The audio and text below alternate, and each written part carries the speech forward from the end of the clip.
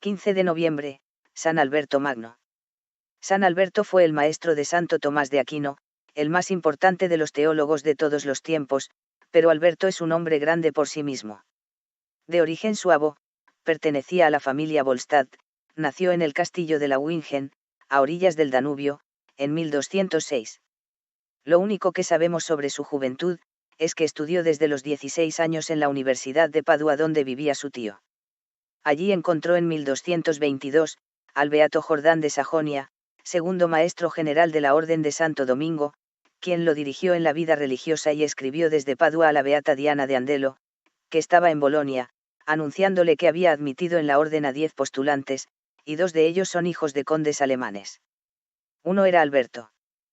Cuando el conde de Volstad se enteró de que su hijo vestía el hábito de los frailes mendicantes, se enfureció sobremanera y habló de sacarlo por la fuerza de la orden. Pero los superiores de Alberto le enviaron discretamente a otro convento, probablemente el de Colonia, Alemania, donde estaba la escuela más importante de la orden, y la cosa paró ahí. El hecho es que Alberto enseñaba en Colonia en 1228 y en 1229 vistió el hábito de los frailes predicadores. Más tarde, fue prefecto de estudios y profesor en Hildesheim, Friburgo de Brisgovia y Estrasburgo. Cuando volvió a Colonia, era ya famoso en toda la provincia alemana. Como París era entonces el centro intelectual de Europa Occidental, Alberto pasó ahí algunos años como maestro subordinado, hasta que obtuvo el grado de profesor. La concurrencia de estudiantes a sus famosas clases fue tan grande que debió enseñar en la plaza pública, la cual, aunque pocos lo saben, lleva su nombre. Se trata de la Plaza Maubert, nombre que viene de Magnus Albert. Elegido superior provincial de Alemania, abandonó la cátedra de París y estuvo constantemente presente en las comunidades que gobernaba, recorriendo a pie la región, mendigando por el camino el alimento y el hospedaje para la noche. En 1248, los dominicos determinaron abrir una nueva universidad, Studia Generalia, en Colonia y nombraron rector a San Alberto. Desde entonces hasta 1252, tuvo entre sus discípulos a un joven fraile llamado Tomás de Aquino. En aquella época, la filosofía comprendía las principales ramas del saber humano accesibles a la razón natural, la lógica, la metafísica, las matemáticas, la ética y las ciencias naturales. Entre los escritos de San Alberto, que forman una colección de 38 volúmenes y cuarto, hay obras sobre todas esas materias, por no decir nada de los sermones y de los tratados bíblicos y teológicos. La figura de San Alberto y la de Rogelio Bacon se destacan en el campo de las ciencias naturales, cuya finalidad, según dice el santo, consiste en investigar las causas que operan en la naturaleza. Algunos autores llegan incluso a decir que San Alberto contribuyó aún más que Bacon al desarrollo de la ciencia.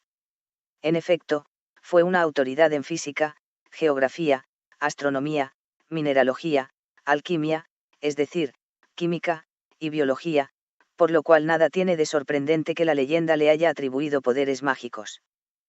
En sus tratados de botánica y fisiología animal, su capacidad de observación le permitió disipar leyendas como la del águila, la cual, según Plinio, envolvía sus huevos en una piel de zorra y los ponía a incubar al sol. También han sido muy alabadas las observaciones geográficas del santo, ya que hizo mapas de las principales cadenas montañosas de Europa, explicó la influencia de la latitud sobre el clima y, en su excelente descripción física de la Tierra, demostró que ésta es redonda. Pero el principal mérito científico de San Alberto reside en que, al caer en la cuenta de la autonomía de la filosofía y del uso que se podía hacer de la filosofía aristotélica para ordenar la teología, reescribió, por decirlo así, las obras del filósofo para hacerlas aceptables a los ojos de los críticos cristianos. Por otra parte, aplicó el método y los principios aristotélicos al estudio de la teología, por lo que fue el iniciador del sistema escolástico, que su discípulo Tomás de Aquino había de perfeccionar. Así pues, fue San Alberto el principal creador del sistema predilecto de la Iglesia. Él reunió y seleccionó los materiales, echó los fundamentos y Santo Tomás construyó el edificio. Al mismo tiempo se mantenía humilde y rezaba así: Señor Jesús, pedimos tu ayuda para no dejarnos seducir de las vanas palabras tentadoras sobre la nobleza de la familia, sobre el prestigio de la orden, sobre lo que la ciencia tiene de atractivo. San Alberto escribió durante sus largos años de enseñanza y no dejó de hacerlo cuando se dedicó a otras actividades. Como rector del Studium de Colonia, se distinguió por su talento práctico, de suerte que de todas partes le llamaban a arreglar las dificultades administrativas y de otro orden. En 1254, fue nombrado provincial en Alemania. 2 años más tarde, con su alto cargo asistió al capítulo general de la Orden en París, donde se prohibió a los dominicos que aceptasen en las universidades el título de maestro o doctor o cualquier otro tratamiento que no fuera el de su propio nombre. Para entonces, ya se le llamaba a San Alberto el Doctor Universal, y el prestigio de que gozaba había provocado la envidia de los profesores laicos contra los dominicos.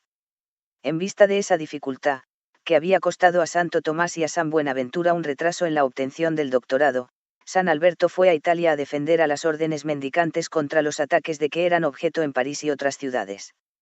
Guillermo de Saint-Amour se había hecho eco de dichos ataques en su panfleto sobre los peligros de la época actual. Durante su estancia en Roma, San Alberto desempeñó el cargo de maestro del Sacro Palacio, es decir, de teólogo y canonista personal del Papa. Por entonces, predicó en las diversas iglesias de la ciudad. En 1260, el Papa le ordenó obispo de la sede de Regensburgo, la cual, según se le informó, era un caos, tanto en lo espiritual como en lo material. San Alberto fue obispo de Regensburgo menos de 2 años, pues el Papa Urbano IV aceptó su renuncia, permitiéndole regresar a la vida de comunidad en el convento de Würzburg y a enseñar en Colonia. Pero en ese breve periodo hizo mucho por remediar los problemas de su diócesis. Su humildad y pobreza eran ejemplares. Desgraciadamente, los intereses creados y la persistencia de ciertos abusos no permitieron al santo terminar la obra comenzada. Para gran gozo del maestro general de los dominicos, Beato Humberto de Romanos, que había tratado en vano de impedir que Alejandro le consagrase obispo, San Alberto volvió al Studium de Colonia. Pero al año siguiente, el santo recibió la orden de colaborar en la predicación de la cruzada en Alemania con el franciscano Bertoldo de Ratisbona. Una vez terminada esa tarea, San Alberto volvió a Colonia, donde pudo dedicarse a escribir y enseñar hasta 1274, cuando se le mandó asistir al Concilio Ecuménico de León. En víspera de partir, se enteró de la muerte de su querido discípulo, Santo Tomás de Aquino, según se dice, lo supo por revelación divina. A pesar de esta impresión y de su avanzada edad, San Alberto tomó parte muy activa en el concilio, ya que, junto con el beato Pedro de Tarantaise, Inocencio X, y Guillermo de Moerbeque, trabajó ardientemente por la reunión de los griegos, apoyando con toda su influencia la causa de la paz y de la reconciliación. Probablemente, la última aparición que hizo en público tuvo lugar 3 años más tarde, cuando el obispo de París, Esteban Tempie, y otros personajes, atacaron violentamente ciertos escritos de Santo Tomás. San Alberto partió apresuradamente a París para defender la doctrina de su difunto discípulo, que coincidía en muchos puntos con la suya, y propuso a la universidad que le diese la oportunidad de responder personalmente a los ataques, pero ni aun así consiguió evitar que se condenasen en París ciertos puntos. En 1278, cuando dictaba una clase, le falló súbitamente la memoria y perdió la agudeza de entendimiento. San Alberto había dicho que, de joven, le costaban los estudios y que por eso una noche dispuso huir del colegio donde estudiaba. Pero al tratar de huir por una escalera colgada de una pared, cuando llegó a la parte de arriba se encontró con Nuestra Señora la Virgen María que le dijo: Alberto, ¿por qué en vez de huir del colegio, no me rezas a mí que soy causa de la sabiduría? Si me tienes fe y confianza, yo te daré una memoria prodigiosa. Y para que sepas que sí fui yo quien te la concedí, cuando ya te vayas a morir, olvidarás todo lo que sabías. Aquello sucedió como la Virgen le dijo. 2 años después, a los 74 años, murió apaciblemente, sin que hubiese padecido antes enfermedad alguna, cuando se hallaba sentado conversando con sus hermanos en Colonia. Era el 15 de noviembre de 1280. Se había mandado a construir su propia tumba, ante la cual todos los días iba a rezar el oficio de difuntos. No fue beatificado sino hasta 1622, y aunque se le veneraba ya mucho, especialmente en Alemania, la canonización se hizo esperar todavía. En 1872 y en 1927, los obispos alemanes pidieron a la Santa Sede su canonización, pero al parecer, fracasaron.